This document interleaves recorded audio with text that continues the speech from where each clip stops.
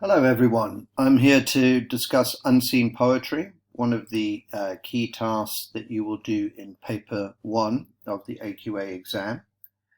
But to other people watching this video, I hope it's useful too. Analysis and comparison of unseen poems is a particularly difficult task, and that's something that the examination board recognize, because ultimately all you're given is the text, the author, and as you'll see from the bottom here, the dates. Having some kind of textual and contextual knowledge of poetry and the poets is therefore vital. And one of the key things for you to do in your revision program is to go through and to remind yourself of some of the key features of Elizabethan poetry, the sonnet form, etc., to know about the Jacobean period, to know about how revenge tragedy becomes the dominant form within the theatre, and what happens after the Restoration in literature, etc. If you have that kind of sweeping knowledge of literature, it can be extremely valuable. If you don't, however, you shouldn't panic.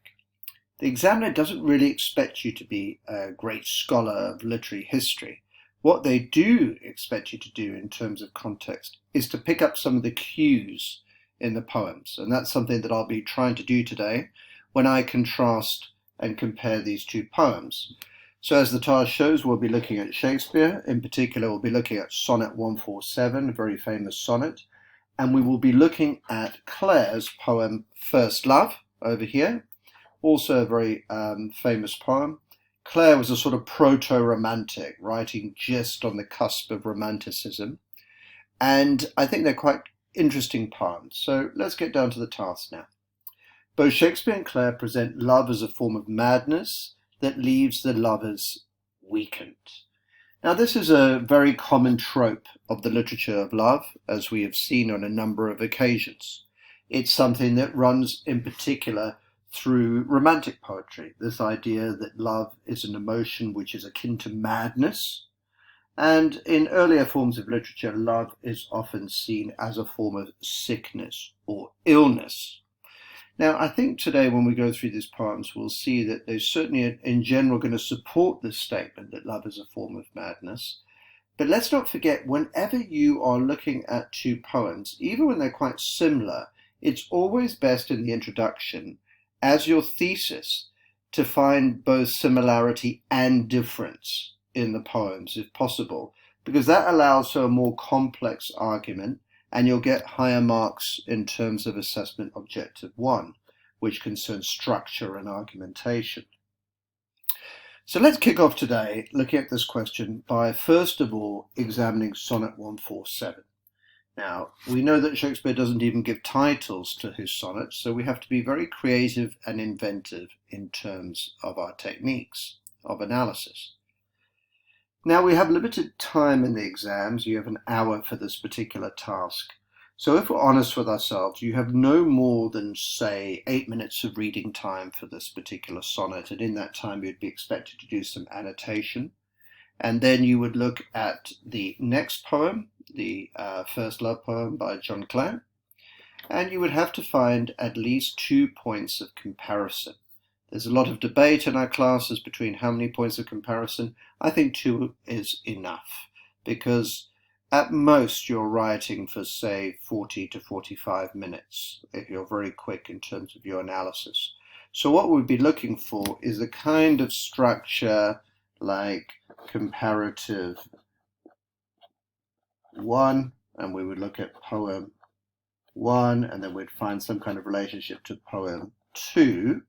We'd have one of those, and probably we would only have time to do 2 of these comparative paragraphs. If we then add on an intro and we add on a conclusion, then you begin to see that you have roughly about 10 to 12 minutes to write these comparative paragraphs. So you do need to be highly efficient when you do this task. So as I go through today, I'm not going to go forensically deeply into the poems, because that's not really feasible in the examination. I'm going to look at how I would approach it. Now, beginning with the first poem, my love is as a fever, longing still for that which longer nurses the disease. Well, immediately we are given the conceit, the central metaphor for what this poem is going to be about. We're given the idea of a fever and a disease. So we therefore know that we are working in the semantic field in which love is an illness or a disease. As I've said, in terms of AO4, this is a highly typical trope of the literature of love. When it goes back to ancient Greek times, when Cupid shot you with the arrow, it would make you love sick. And that's where that phrase comes from, okay? And this is a really interesting line, reminds me very much of Othello, feeding on that which does preserve the ill. Those of you who remember, Othello refers to jealousy as the meat that mocks you, okay? You might remember that. So you feed on it. But as you feed on it, you would associate feeding with nourishment. Here, you're actually feeding the illness. Okay, so we see that love is this terrible illness. You're actually, in a sense, as I've written here, you are nourishing the virus of love, the uncertain, sickly appetite to please. So that was our first quatrain. Let's not forget, in Shakespeare's sonnets, we will have 3 quatrains, and then we will have that all-important couplet, which kind of delivers the message. So in Shakespeare's sonnet form, moving away from the Petrarchian sonnet, the final 2 lines are often very devastating. They are written in such a way that they deliver a very strong message, and I think this one is no exception. So in the second quatrain, we're told, angry that his prescriptions, my reason, the physician to my love, angry that his prescriptions are not kept. Notice here the breaking of the iambic pentameter. It goes stressed, angry, with a strong A sound, that his prescriptions are not kept. Now, what's the main governing idea in this particular quatrain is reason is kind of presented and personified as a doctor, a physician. And the lover, therefore, becomes the kind of person who doesn't listen to doctors' orders. So one of the things about love is here, it's presented as rebellious, it's presented as anti-health and anti-life, like a dark force that takes possession of you and encourages you to engage in highly destructive behaviors. And notice here, desire is death. That's a very powerful phrase, isn't it, with the consonants of the strong Ds, okay?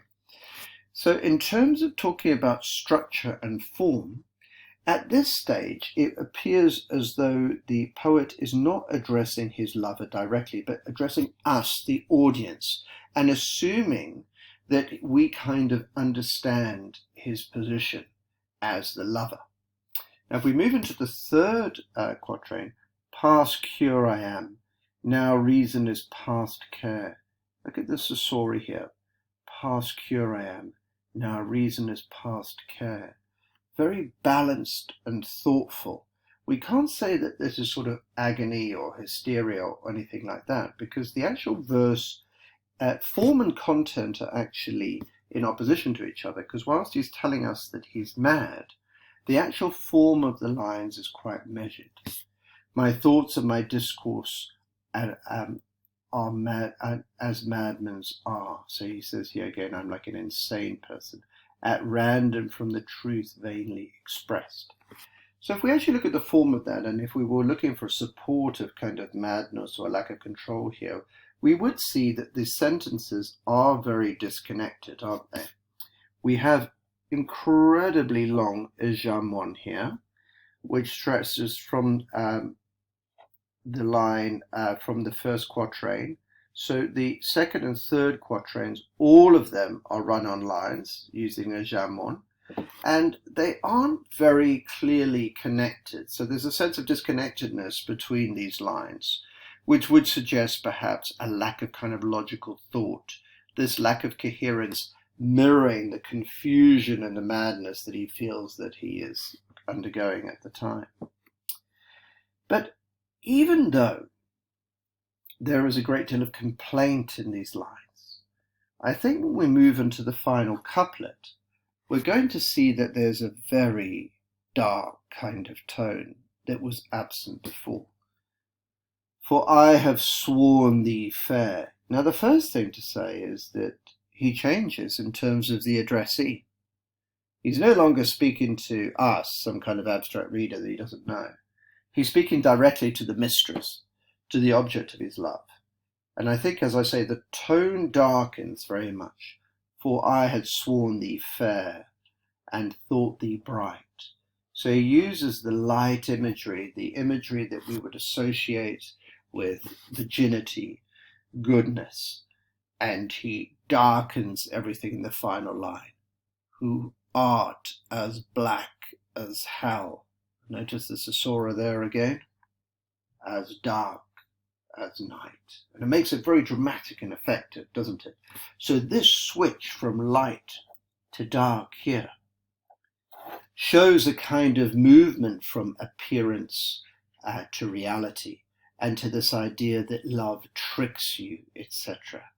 And how using this highly religious imagery is actually quite a terrifying image here, and it feels embittered and angry, as though he's turning on her with kind of rage. We don't know what the full story is, but it's certainly a love that has gone extremely wrong. Now let's have a little look at Clare, because I think you're going to find that there's quite a lot of similarity, but there's also a great deal of difference, and that's what I'm hoping that you will have picked up in your analysis. First Love by John Clare. I ne'er was struck before that hour with love so sudden and so sweet. Now the sibilance here at first is actually quite light and cheery, and that goes on to the next line.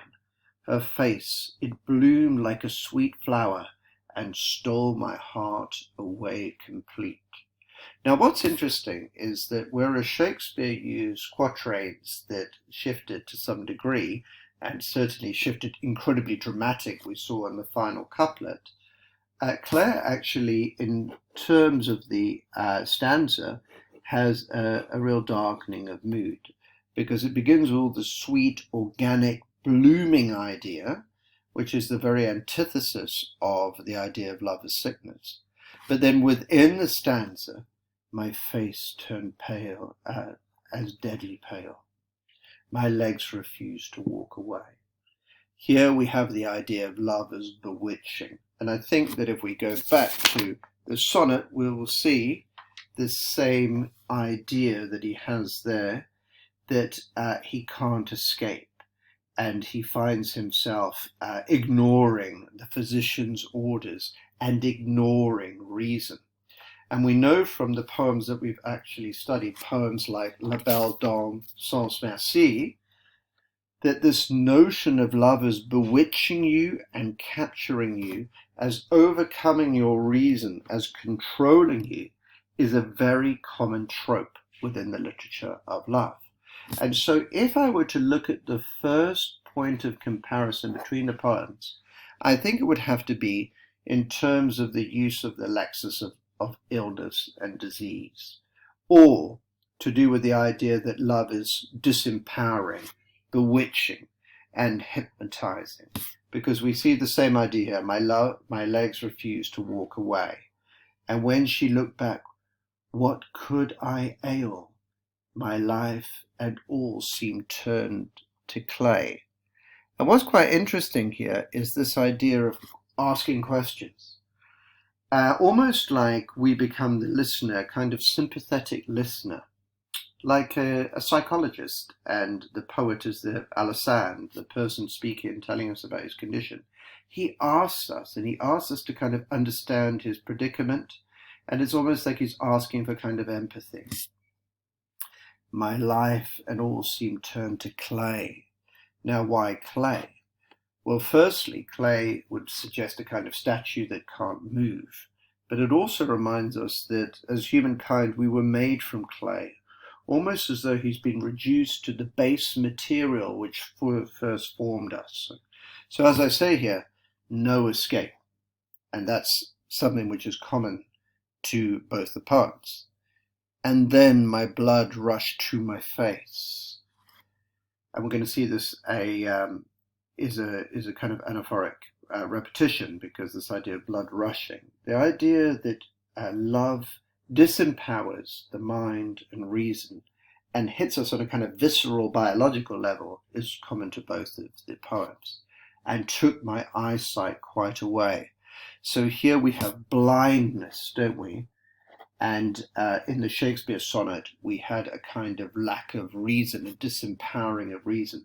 But in both cases, there's a kind of overpowering of the senses and the removal of judgment. So I would suggest that that could be your second point of comparison if you were to use that, okay? A third possible point of comparison would be the light and dark imagery which both poets use. We saw when we looked at the sonnet that it was devastatingly used by Shakespeare to introduce this very dark tone. I have sworn thee fair and thought thee bright, who art as black as hell, as dark as night. So we have this kind of very dramatic juxtaposition of light and dark. And here we also have the confusion of night and day, because he says here, see midnight at noonday. So again, this kind of removal of night, this ability to invert things and to dissolve the boundaries between light and dark, good and bad. I think that would also be a highly productive paragraph. You will see on a structural level, on an AO2 form and structure, there's a similarity in the line structure, I think, between the poems, because here they become disconnected as well, don't they? Look, we have the same as Jeanne Moore. And then my blood rushed to my face and took my eyesight quite away. The trees and the bushes around the place seemed midnight at noonday. Again, there's a kind of sense of confusion there. We have the Jeanne Moore run-on lines. I could not see a single thing. Words from my eyes did start. That's very interesting use of synesthesia here, isn't it? Okay. It's almost as though his mouth and eyes have changed places. And the synesthesia here is so powerful because it's like the ability of his eyes now to articulate words. And this confusion of senses is highly effective in communicating the kind of sensual chaos that comes with love. Now, I think once again, that could certainly be another comparison you might want to choose, in addition to the idea of perhaps using the idea of light and darkness there. They spoke as chords do from the string, and blood burnt around my heart. Now, that is perhaps the darkest line in the poem, the idea of blood burning and these strong plosive Bs really does give a sense of, if we go back to the title, the idea of love weakening you, well, this is the idea really of physical destruction, isn't it? And it shows the sort of debilitating and dark tone that love can often take, okay? Now, moving on to the final stanza, are flowers the winter's choice? Is love's bed always snow? Here are the rhetorical questions asked of us, the reader, as though this particular speaker might get some answers from us. She seemed to hear my silent voice. So again, he is completely voiceless and disempowered. Seems a very common feature of a lot of male poetry, this idea that women control men, etc. It's very much a rhetorical tactic in a lot of sonnets in which women are given the power over men. You have to decide whether that's a sort of genuine thing or just a rhetorical strategy. Not love's appeals to know. I never saw so sweet a face as that I stood before. My heart has left its dwelling place and can return no more. Now, it seems to me that you have to compare the endings, because it is in the endings that the messages between the poems are so different, okay? If we think of Shakespeare's sonnet, we have this idea of black as hell, and he says, and as dark as night. But if we think black as hell being a very, very powerful piece of imagery, this diabolical imagery, again, that could come off the pages of Othello, look how different that is with this kind of rather winsome tone of Clare's poem, of Clare's speaker. We mustn't confuse the poet with the speaker, must we? Okay, we must remember that this is a constructed and invented persona. I never saw so sweet a face, and that I stood before. My heart has left its dwelling place, and can return no more. Again, it seems slightly mournful, but not grief-stricken. And it's certainly the case that the speaker here is not characterizing the mistress or the love object as evil or dark or even responsible for this. It's rather the fact that, like so many poems, this unrequited love has left him weakened and debilitated. But at the same time, it's almost like he's not asking to undo what has happened. There's a certain kind of recognition that there was a beauty in this image. And as I say, the whole tone of it is so different. If we look back to Shakespeare's couplet, "For I have sworn thee fair and thought thee bright, who art as black as hell, as dark as night." There's so much anger and bitterness in there by contrast. A kind of sense of the La Belle Dame sans merci there as being manipulative, a liar and a cheat. There's real anger there. And I would say, just to finish off, that John Clare's kind of attachment, or John Clare's speaker once again, attachment to his first love is not so angry. And I think that the title First Love tells us a great deal about that, because first loves are actually often associated with the loss of innocence. And even though there's pain, there might be some kind of nostalgia for the idea of the purity of feeling that he felt with this first love, this kind of almost virgin, untouched innocence that perhaps he doesn't quite feel so much as he's got older. So in conclusion, I would say, although both poets present love as a kind of form of illness, if not madness, that's another thing that you could discuss, is I don't think Clare's portrayal is so much madness, rather as illness, and that both of them are weakened. I don't feel as though there's the kind of bitter anger, recrimination in Clare's poem, and therefore I think in many senses it's a very different poem, although there are some similarities. I hope that was useful. Good luck if you are to write that into a full essay.